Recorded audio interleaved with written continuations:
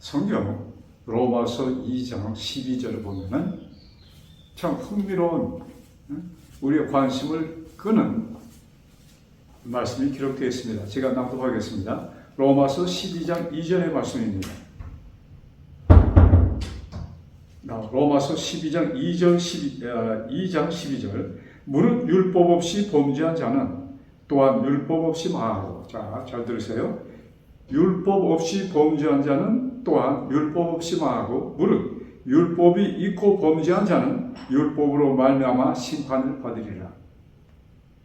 자, 두 부류의 사람, 정말로 하나님의 초청에 응답을 하지 않는 두 부류의 사람을 얘기하면서 한 부류는 율법 없는 사람들, 율법 없이 지낸 사람들, 또 율법이 있고 하나님의 초청을 거부한 자들, 이렇게 두 부류의 사람. 그래서 오늘의 말씀의 제목을 율법 없이 범한 죄, 율법 있고 범한 죄, 이렇게 제목을 붙였습니다. 자, 율법 없이 범한 죄. 근데 우리는 그저 죄, 참 제가 모태 교인으로 교회 안에서만 쭉 생활해서 그런지 몰라도 참 교회 가서 들을 때 죄함은 율법과 직접적으로 그것을 연결시킵니다. 그래서 율법을 어기는 것이 죄다, 이런 개념을 우리는 굉장히 많이 갖고 있어요. 그래서 죄함은 율법 어기는 것은 죄다, 이렇게 그냥 어려서부터 들어왔고 실제적으로 오늘날 거의 모든 교회가 그렇게 가르치고 있고, 또 목사님의 말씀이 거의 전부 다가 그렇게 결론을 맺고 있습니다. 자, 그런데 여기에 율법 없이 범죄한 자, 그러니까 율법과 관계없이 죄를 지은 자를 얘기하는 것입니다. 자, 이것을 또 이렇게 생각해 봤어요. 아담으로부터 모세, 율법은 사실 참 인류가 창조되고 아담과 해와가 범죄한 후 2500년 후에 주어진 것이 모세율법입니다.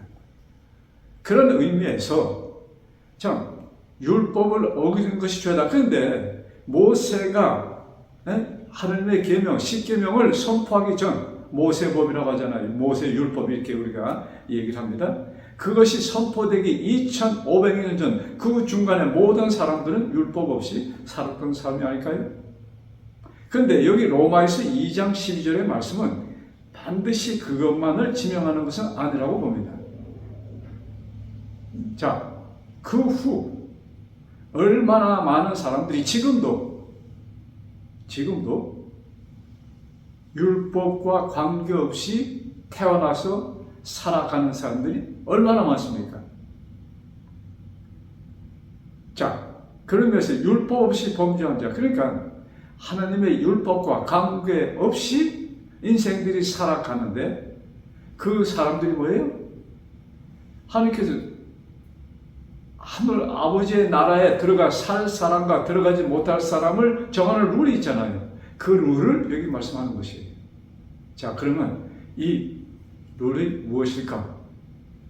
또 우리 같은 로마서 1장 20절에 보면은 또 이런 말씀이 기록됐습니다. 창세로부터 그의 보이지 아니하는 것들, 곧 그의 영원하신 능력과 신성이 그 만드신 만물에 분명히 보여 알게 되나니. 자, 이 창조물에, 이 자연 속에 뭐예요? 만드신 만물에 분명히 알게 되는데 뭐가? 하나님의 성품, 하나님이 이 하나님께서 이 창조물 가운데서 당신을 드러내신다 이것입니다. 내셨다 이것입니다. 그래서 그러므로 저희가 핑계치 못할지니라. 무엇을 핑계치? 나는 하나님을 몰라서 범죄했습니다, 이런 핑계를 가질 수가 없다 이것입니다. 자, 그래서 우리가 창조물 가운데, 이 자연 가운데서 자연의 이치, 여기에서 우리가 하나님의 품성이랄까요? 하나님의 섭리, 이치를 우리가 좀 깨달아 좀 생각해 봅시다. 그래서 저는 뭐 여러 가지가 있겠지만 그 중에 하나를 제가 생각해 봤어요. 제가 지난 거의 한 달, 거진 40일 동안 한국에 가서 여기저기를 다녀보았습니다. 근데 여기 오기 지난 제가 목요일날 브라질에 도착했는데 여기 오기 며칠 전 제 아내가 뭐 좀 살 것이 있다고 해서 여러분 잘 아시는 동대문 시장에 갔었습니다. 참 제가 거기 그 동대문 시장 그 근처 뭐 이 지하 상가 이런 걸 보면서 한국 사람들 열심히 살라고 노력하는구나 하는 것을 다시 한번 느껴봤습니다. 그 상점들 가닥가닥 붙은 그 상점들 이제 저희 아내는 어떤 가게에 들어가서 물건을 사고 있었는데 제가 그 옆에 주변에 이렇게 그 복도랄까요? 근데 그 가게 조그만 가게 앞에 한 남자분이 앉아 있었습니다. 그게 어떻게 눈이 마주쳤어요. 그래서 고개를 인사를 하니까 그분이 일어나서 처음 보는 분이죠. 무슨 얘기를 하냐면 선생님 참 심각한 문제들입니다. 심각한 문제들이 있습니다. 이렇게 얘기를 하면서 무엇을 얘기하냐면 요사이 젊은이들이 아기를 안 낳아서 이것이 가장 심각한 문제 가운데 하나라고 이렇게 말씀하는 거예요. 그래서 결혼한 사람도 결혼하고서도 아기를 안 낳으려고 그러고 아예 결혼 자체를 거부 안 하는 많은 젊은이들이 남녀들이 있다는 것을 얘기하면서 굉장히 심각한 얘기라고 아주 그냥 걱정을 하면서 이런 얘기를 하더라고요. 그렇지 않아도 어쩌면 앞으로 뭐 그 문제는 사실은 한국만의 문제가 아니죠. 그런데 지금 한국이 갑자기 세계에서 가장 어린애 그 출생이 낮은 인구 비례로 낮은 나라 가운데 첫째가 되나 하여튼 가장 심하게 이것이 갑자기 있다는 것을 우리는 알고 있습니다. 그러면 이것은 무엇을 얘기하는 것일까? 여러분 하나님께서 복을 주는 창조하시면서 짐승을 창조하시고 새 이 모든 것을 창조하시면 주신 복이 있어요. 무엇입니까? 생육하고 번성하라. 이것이 하나님께서 인류들에게 생물들에게 주신 기본적인 축복입니다. 생육하고 번성하라. 자, 이 과정에서 하나님께서 특별히 사람들에게 주시고자 하시는 것이 있어요. 그것이 무엇인가? 사랑을 깨닫도록, 하나님의 사랑을 깨닫도록 이 제도를 주신 것이 아닌가 생각해 봅니다. 자, 짐승들도 참 새끼를 낳고, 참 우리는 자연적으로 돌아간다 하지만 여러분 자연적으로 돌아가는 것이 아니고 하나님께서 지시하셔서 생기를 주셔서 지시하셔서 새끼들을 갖게 되고 새끼들을 낳게 되고 그래서 그 각 짐승마다 그것이 유지되는 것입니다. 또 그 일을 통해서 인류들을 먹여 살리십니다. 그런데 사람들이 뭐예요? 하나님의 음성은 여러분 그것은 본능적으로 보다도 하나님께서 그 사람들의 마음속에 그것을 심어주는 말씀하는 것입니다. 그런데 뭐예요? 의도적으로 그것을 거부하는 것입니다. 무엇이 그것을 막고 있는가? 잘못된 생각. 자, 너무나도 이기주의적인 생각 가운데, 사상 가운데 오는 것이 그 결과가 아닌가 생각해 봅니다. 그래서 하나님의 사랑이 차단되는 이런 상황에 지금 인류가 도착했다고 보고 있습니다. 그래서 이 세상은 언제 멸망하는가? 뭐 많은 그 성경의 예언들을 들추면서 이 때가 참 세상 끝이다, 이런 끝이다 얘기하지만 결국 세상은 사랑이 고갈되어서 망할 것입니다. 사랑이 끝이면 더 이상 이 세상이 유지가 될 수 없을 것입니다. 여러분, 우리 그 노아 홍수, 성경에 나오는 노아 홍수, 그 얘기를 보면 창세기 6장 5절에 그 말씀, 그 당시 그 순간을 아주 이렇게 표현합니다. 창세기 6장 5절에 여호와께서 사람의 죄악이 세상에 관영함과 그 마음의 생각의 모든 계획이 항상 악할 뿐임을 보시고, 사람들의 모든 생각, 계획이 악하다고 말씀하셨습니다. 그래서 더 이상 그 세대를 유지시켜서는 안 되는 것이었습니다. 그러면 자, 노아 홍수 때 남아있는 방주에 들어가서 생명을 유지한 사람들은 노아와 그의 아내, 세 아들과 세 며느리, 그래서 8식구입니다. 여러분, 뭡니까? 아담과 때부터 노아, 그때가 한 1500년 정도로 이렇게 기억이 나는데, 얼만큼 사단이 교활하게 맹렬히 이런 것을 볼 수 있습니다. 거의 모든 인류가 사단을 경배하고 있었습니다. 남은 식구, 노아의 8식구.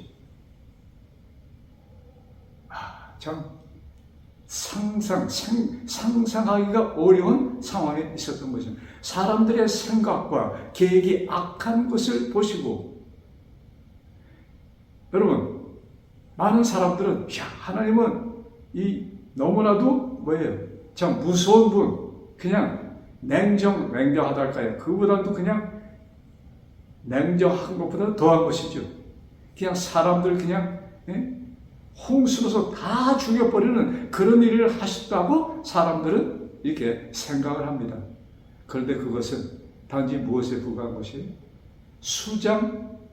죽은 사람들을 이렇게 물에 수장하는 것이었습니다. 하나님을 떠난 사람들은 뭐예요? 죽은 자들입니다. 정말로 괴로움이 더 존속되지 않도록, 괴로움 속에 유지되지 않도록 뭐예요? 단축시켰습니다. 그리고 하나님께서 계획하신 메시아가 오실 때까지 이 지구가 존속할 수 있도록 뭐예요? 그 상황을 만들어 주셨습니다. 그래서 노아 홍수 때 여러분, 하나님께서는 뭐예요? 사람들의 그 생각 모든 것을 하시고 노아를 시켜서 방주를 지키게 하시고 뭐예요? 또 기회를 주셨습니다. 그러나 그것을 거부합니다. 소돔 고모라 마찬가지요.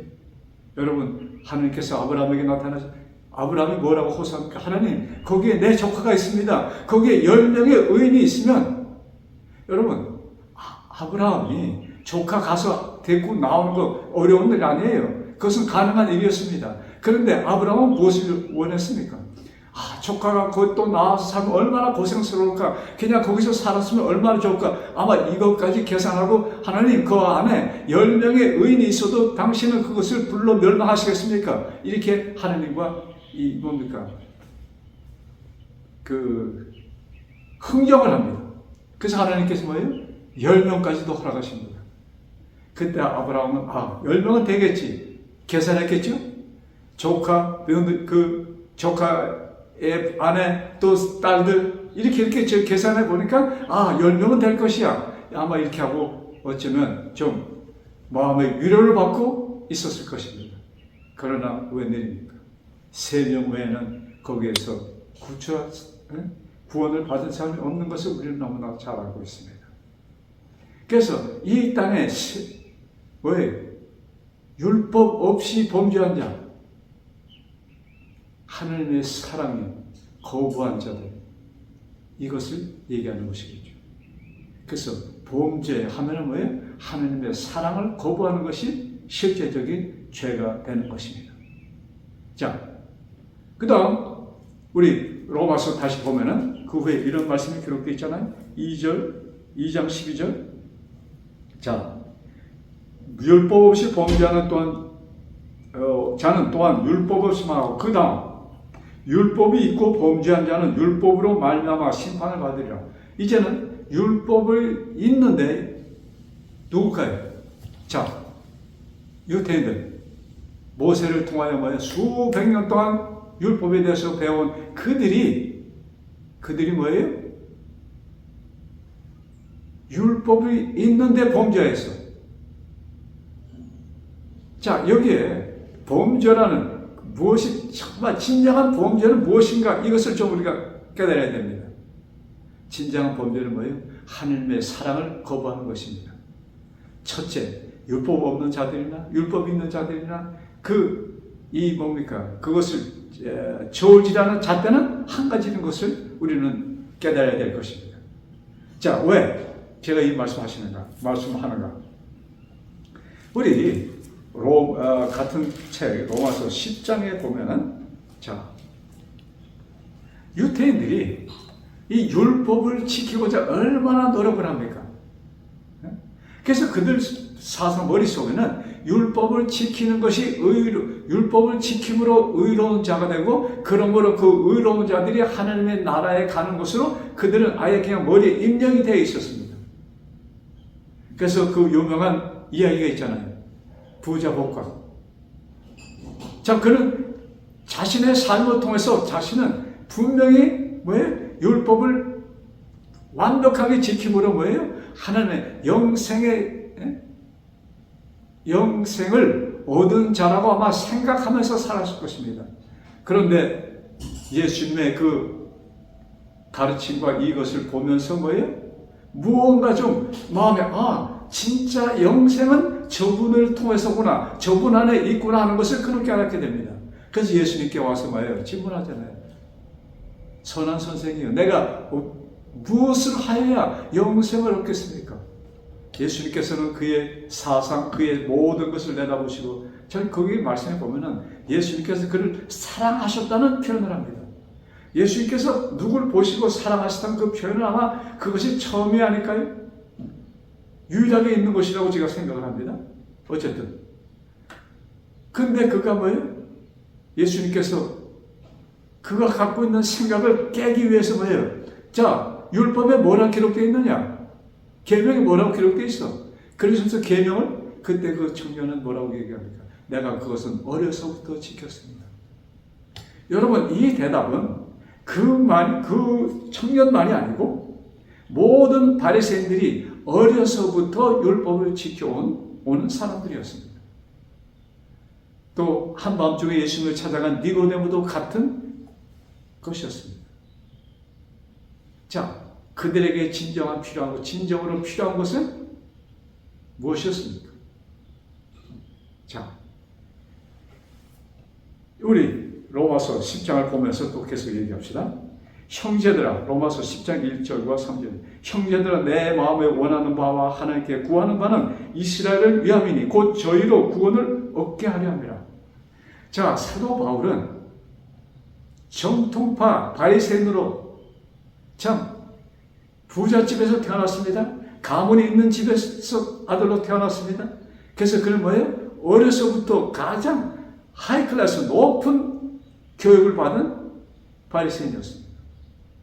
그래서 그 사상 속에서 율법을 완벽히 지키는 것이 하나님의 백성으로서의 삶이요, 그것이 영생의 길인 것을 그는 그대로 받아들이고 그렇게 실천하였습니다. 근데 이 모세의 계명을 무시하는 자가 왔던 것을 그는 알게 되었고, 그에 의해서 지금 새로운 도가 퍼진다는 것을 사도 바울이 깨닫잖아요. 그래서 예수를 믿는 자들을 죽이러 다니는 일을 사도 바울이 합니다. 그러고 보니까 자기의 과거 얼마큼 내가 열성적으로 유대교를 믿었는가. 근데 그들에게는 그것이 뭐였어요? 정말로 하나님의 뜻대로 사는 것이라고 그들은 생각하고 그렇게 살았고, 사도 바울이 그런 행동을 하였습니다. 사도 바울이 사람을 죽이려 다는 것이 아니었습니다. 사도 바울은 하나님의 뜻을 어기는 자들, 하나님을 방해하는 자들을, 모욕하는 자들을 죽이러 다녔던 것입니다. 그때를 생각하면서 그는 자기와 같은 그런 생각 속에서 참 인류를 구원하시기 위해 오신 그 예수님을 못 만나 죽어가는 그 민족을 보면서 그는 가슴에 불이 탔습니다. 어떻게 하면은 이들에게 복음을 전하면 이들을 구원할 것인가? 자, 그러면서 그는 이스라엘의 그 상태를 이렇게 표현합니다. 그것이 3절에 기록되어 있습니다. 하나님의 의를 모르고 자기 의를 세우려고 힘써 하나님의 의를 복종치 아니하였느니라. 자, 뭐라고 그랬어요? 하나님의 의를 모르고. 자, 유대인들이 자기 과거 삶이었잖아요. 하나님의 의를, 진정한 하나님의 의, 그 뜻, 그것을 모르고 뭐예요? 자기의 의를 세우려고. 자기의 과거 생을 보면은 자기가 했던 모든 것이 뭐예요? 자기가 하여서 율법을 지켜서 의로운 자가 되고자 노력하였던 과거의 자신을 보면서 하는 얘기입니다. 근데 그것이 무슨 길이었어요? 하나님의 의를 복종치 힘써 의를 세우고 힘써 하나님의 의를 복종치 아니하였느니라. 그들이 열심히 율법을 지키고자 한 그 노력이 오히려 그 열심이 뭐예요? 하나님의 뜻에 복종치 않는 일에 열심을 내었던 것을 그는 보게 됩니다. 자, 이 말씀을 좀 생각하면서 오늘날 우리 교회들이 무엇을 가르치고 있습니까? 제가 코로나가 되기 전에 여러 교회를 다녀봤습니다.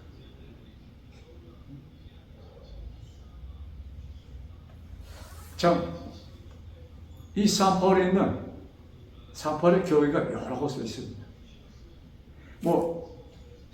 한 주일에 한 번만 예배가 있잖아요. 그러니까 다는 못 갔습니다. 근데 한 12곳을, 가장 큰 교회들을 제가 가봤습니다. 근데 참 놀라운 것은 그 교회들의 가르침의 궁극적인 가르침은 결론적으로 무엇이냐? 율법을 지키라는 것입니다. 하나님의 뜻을, 하나님의 말씀에 순종하라. 말씀에 순종하라 하면서 그것이 뭐예요? 표현태가 결국은 하나님의 계명입니다.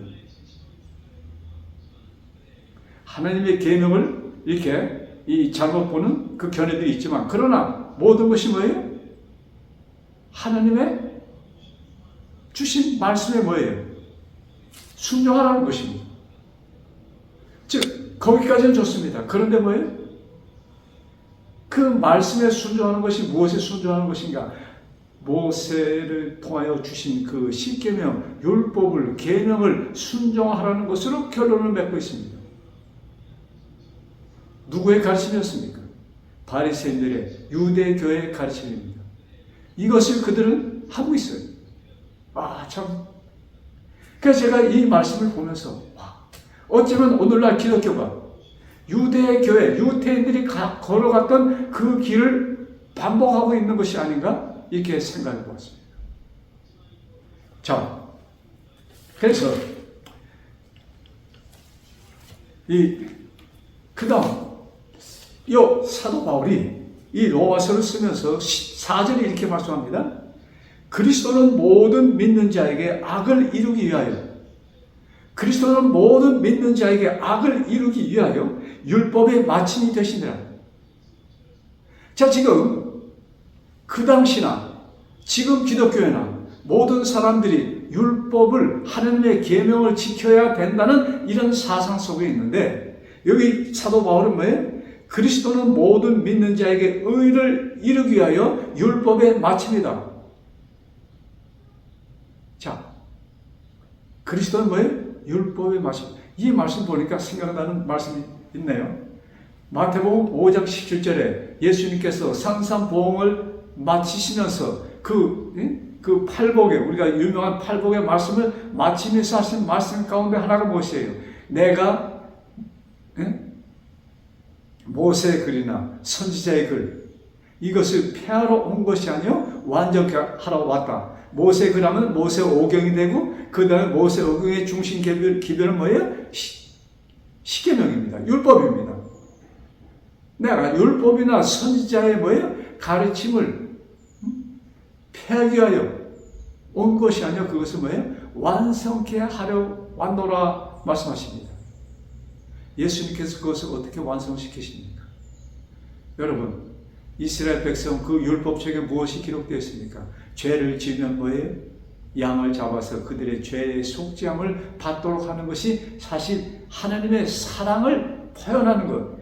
죄인 내가 죽을 필요 없어 너 대신 짐승이 죽을 것이야 그러시면서 구약 성경 모든 것을 통하여 보여주신 그 짐승은 누구를 상징했어요? 그리스도를 상징했습니다. 그런데 거기에는 눈이 멀어지고 어떻게 했어요? 계명에 그들이 참 완전히 거기에 그냥 포커를 맞춰서 계명을 지키는 것이 하나님의 말씀에 순종하는 것이며 이렇게 일부분은 맞다고 볼 수 있겠죠. 근데 그것이 전부가 아니에요. 그 일을 통해서 그들은 여기 4절에 뭐예요? 자기의 의를 이루게 하여 자 3절 하나님 자기의 의를 이루게 하여 힘써 하나님의 의를 복종치 아니하였느라 하나님의 의를 그들은 뭐예요? 깨닫지 못했습니다. 그러니 복종할 수 없었어요. 자기의 의를 드러내었던 이스라엘. 지금 자기의 의를 드러내고자 열심히 믿고 있는, 열심히 교회 생활을 하는 오늘날의 기독교. 자, 그래서 우리는 이 말씀의 순종의 포커스를 맞출 때 우리가 자주 쓰는 이야기, 성경 말씀이 있어요. 그것이 창세기 22장에 나오는 아브라함의 얘기가 되겠습니다. 자, 창세기 22장 아브라함의 얘기를 좀 봅시다. 창세기 22장. 자, 12절입니다. 여기 4장, 천사입니다. 천사가 가라사대, 천사가 아브라함에게 나타나서 그 아이에게 내 손을 대지 말라.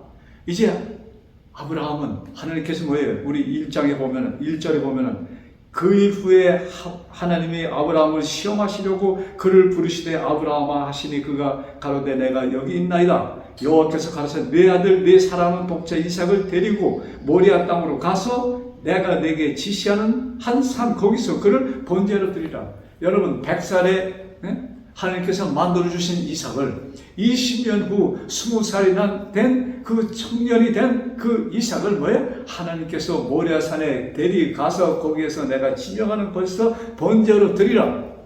어떻게 하라는 얘기예요? 번제로 드리라는 것이 그 아들을 이삭을 죽여서 나에게 제물로 바치라는 얘기입니다. 여러분 우리가 그런 하나님의 음성을 듣는다면 첫째는 그 음성이 하나님의 그 말씀과 뭐예요? 여태까지 아브라함에게 주신 말씀과 맞지가 않아. 그래서 아브라함은 뭐예요? 이것은 하나님의 음성이 아니다 하고 생각했겠죠. 그런데 아브라함은 하나님과 대화하는 것이 습관이 되어 있어서 너무나도 그것이 하나님의 음성이었음을 그는 확실히 알고 있었습니다. 그래서 기록에 보면은 그 얘기를 듣고 그 다음 새벽 지체하지 않고 종들과 이삭을 데리고 갑니다. 그 이야기는 너무나도 잘 아는 이야기입니다. 이제 모든 것을 준비하고 이제 이삭을 그가 칼을 쥐고서 단칼을 쥐고서 그의 목을 치는 그 순간 그의 손이 붙들렸습니다. 그 이야기입니다. 내 아들에게 손을. 자, 그 다음 흥미로운 말씀이 여기 기록되어 있습니다.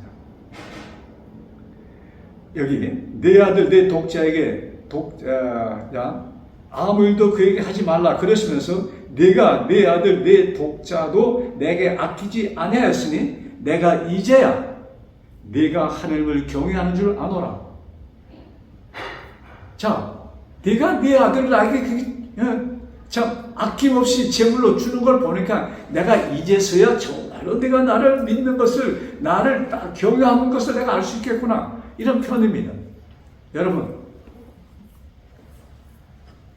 하나님께서 이제서야 아브라함의 그 마음을 아셨습니까? 그렇다면은 하나님이 아니시죠. 전지전능하신 하나님께서 어떻게 그 순간에 가서야 정말로 아브라함을 시험해서 야, 너 난 정말로 날 믿어? 여러분, 이것은 인간들이 하는 얘기입니다. 하나님께서 아브라함에게, 여러분, 하나님은 뭐예요? 야고보 1장 13절에 보면은 아무도 시험하지 않는다고 말씀하셨습니다. 근데 여기는 하나님이 아브라함을 시험하시려고, 여러분, 이 두 말씀 그 중에 하나만 맞는 것이지 이것은 우리가 어떻게 이해합니까? 그래서 우리가 이런 말씀을 볼 때 좀 성경을 좀 더 넓게 이 말씀의 뜻이 무엇인가를 좀 깨달아야 됩니다. 그래서 아브라함의 경우에 하나님께서 과연 그 순간을 가서야 아브라함의 그 순정심과 아브라함의 하나님을 사랑하는 것을 알 수 있었을까? 절대로 그렇지 않잖아요. 그럼 왜 그러면 이렇게 기록하셨을까? 여러분, 욥의 이야기를 기억하시잖아요. 아직 이 땅에는 우리를 하나님의 백성을 고소하는 자가 있습니다. 누구예요? 마귀입니다. 사단은 우리를 맹렬하게 고소합니다. 이는 자격이 없어. 욥에 대해서 얘기할 때 뭐라고 얘기합니까? 하나님이 그만큼 복을 주니까 욥이 하나님을 섬기는 것이, 그 복을 주시는 그 축복의 길을 막으면 그는 100% 하나님에게서 돌아갈 것입니다. 자신만만하게 하나님께 도전합니다. 그때 하나님께서 해봐. 그러나 생명은 건드리지 마. 하나님께서 생명은 허락지 않습니다. 마귀는 그의 생명까지 치고자 했겠죠. 허락지 않으셨습니다. 여러분, 이 이야기는 바로 누구의 이야기예요? 아브라함의 이야기도 되고 우리들의 이야기가 됩니다. 여러분, 마귀는 하늘을 믿겠다고 하는 자들, 하늘을 믿는 자를 고소합니다. 왜? 그는 한 사람, 한 영혼이라도 자기 편에서 자기와 같이 멸망받기를 갈망합니다. 그래서 분투 노력하면서 우는 사자와 같이 산필자를 찾고 다니는 사단, 이 사단이 있음을 깨달아야 될 것입니다. 자, 아브라함에게 큰 축복을 약속하십니다. 너의 후손이 하늘의 별처럼 많아질 것이다. 너를 통하여 많은 사람들이 이 구원의 길을 갈 것이다. 이것을 약속하셨습니다. 그때 마귀가 가만히 있었을까요? 왜? 이 아브라함에게만 그런 특별한 축복을 주시니까 네가 하나님을 따르는 것입니다. 이 얘기입니다. 그때 하나님께서 욥에게, 욥과 그 같은 말씀입니다. 해봐. 너 봐. 자, 이제 아브라함이 어떻게 이것을 대항할 것을 너 봐. 아브라함에게, 마귀에게 아브라함의 진정한 사랑을 보여주시기 위하여 하나님께서 그것을 허락하셨던 것입니다. 아브라함의 마음을 알게 하여 시험한 것이 절대로 아님을 우리는 알 수가 있는 것입니다. 자, 그래서 이 아브라함의 얘기를 하면서 사도 바울은 이렇게 기록합니다. 로마서 4장에 이렇게 기록되어 있습니다. 어떻게 아브라함이 참 그렇게 대담한 아들을 제물로 드릴 수 있는 일을 할 수 있었을까? 그 답이 여기 나옵니다. 여러분, 우리는 이 이야기를 할 때, 저 자신도 이 얘기를 할 때, 아브라함이 굉장히 고민 속에서 모리아 산으로 갔겠구나. 예, 한쪽으로는 고민을 했겠죠. 그러나 그냥 울면서 왜 하나님이 이것을 시켰을까? 지금이라도 스톱시키지 않을까? 이런 이야기를 우리는 많이 듣습니다. 그런데 그것이 전부가 아닌 것을 이 시간 좀 볼 수 있겠어요.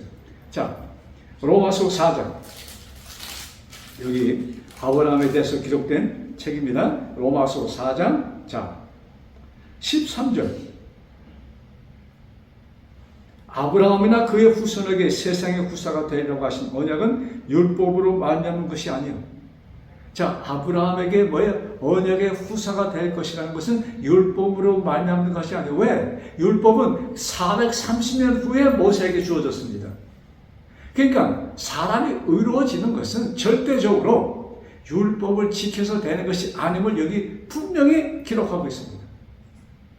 그래서 사도 바울이 이렇게 어떻게 430년 후에 기록된 율법을 가지고 너희가 의를 논하느냐, 이것을 사도 바울은 얘기하는 것입니다. 자, 아브라함이나 그 후손에게 세상의 후사가 되리라고 하신 언약은 아브라함을 통하여 아브라함과 그의 후손에게 뭐예요? 하나님의 아들이 되는 그런 것을 약속하셨습니다. 근데 그 약속은 율법으로 말미암는 것이 아니야. 율법은 단지 뭐예요? 그리스도께로 인도하는 몽학선생이라는 것을 또한 성경은 말씀하고 있습니다.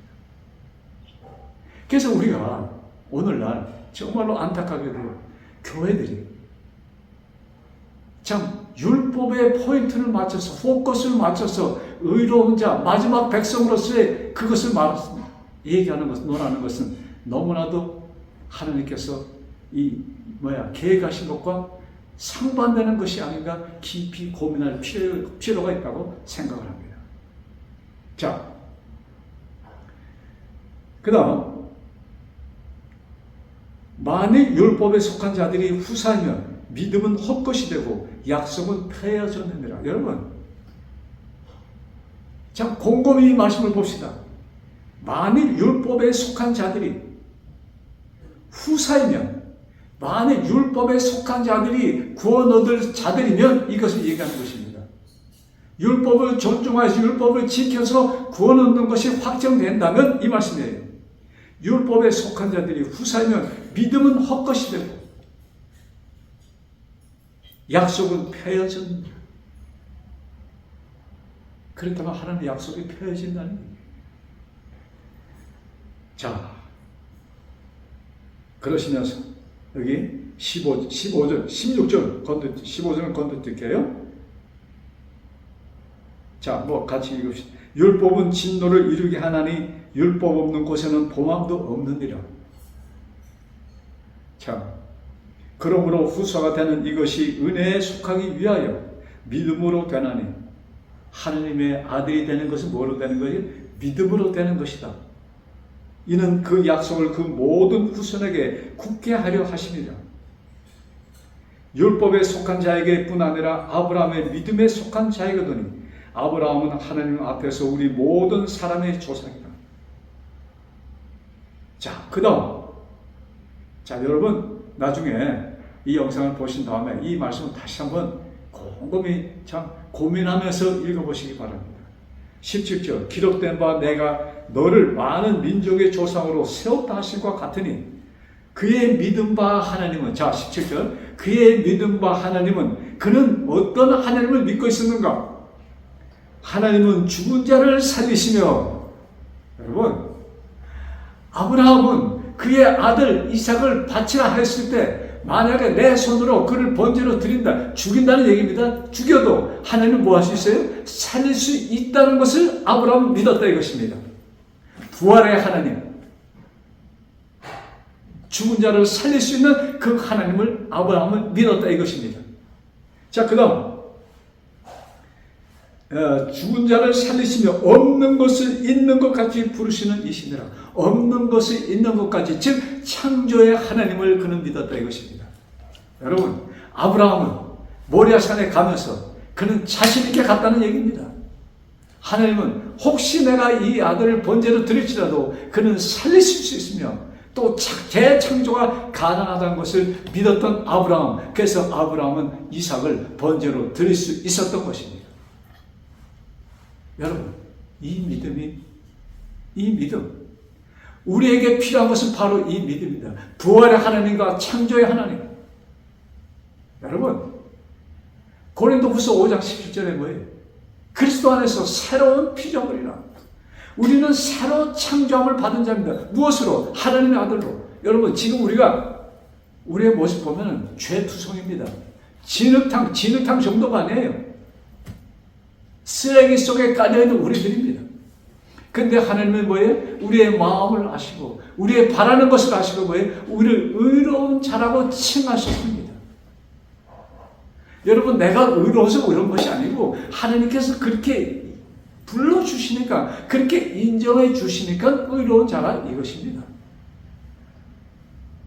여러분, 말씀을 마무리하면서 사도 바울은 이렇게 마무리 짓습니다. 로마서 10장 9절.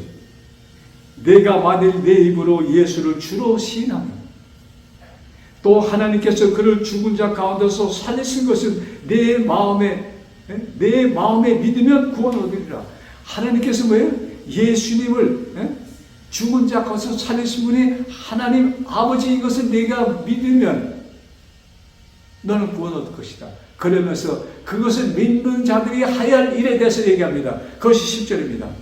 사람이 마음으로 믿어. 왜? 사람이 무엇을 믿어요? 마음으로. 사람이 마음으로 뭐예요? 하나님께서 하신 일을 믿어. 의에 이르고. 그것을 믿는 자는 의에 이르고. 즉 하나님의 아들이 됩니다. 입으로 시인하여 구원에 이르리라. 여러분, 그것을 하나님, 나는 믿습니다. 이것이 우리에게 필요한 것이에요. 마음으로 믿고 입으로 시인하면 뭐예요? 그것으로 끝입니다. 그것으로서 우리는 하나님께서 뭐예요? 당신의 아들이라는 그 인정을 우리는 받게 되는 것입니다. 이것 위에 필요한 것이 무엇이 있습니까? 여러분, 이 말씀을 오늘 되새기고 이 한 주일 이 말씀을 계속 여러분 마음속에 상기시키며 나는 하나님의 아들임을 생각하면서, 험한 세상입니다. 마귀가 거의 완전히 세상을 지배했습니다. 이 세상을 승리하시는 우리 모두 되시기를 간절히 바라며 오늘의 말씀을 마칩니다.